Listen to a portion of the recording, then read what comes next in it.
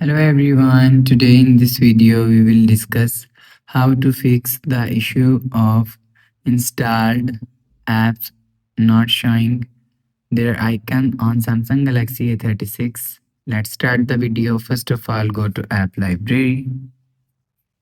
Here click on Settings app. Now in Setting, scroll down and click on Home Screen. After click on Home Screen, scroll down and you will see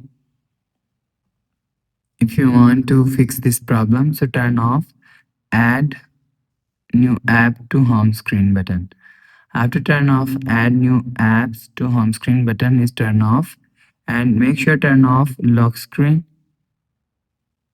home screen layout button. After turn off this button, you will see your problem is solved. After the process, go back to home screen. So that's how you can fix the issue of installed apps not showing their icon on Samsung Galaxy A36.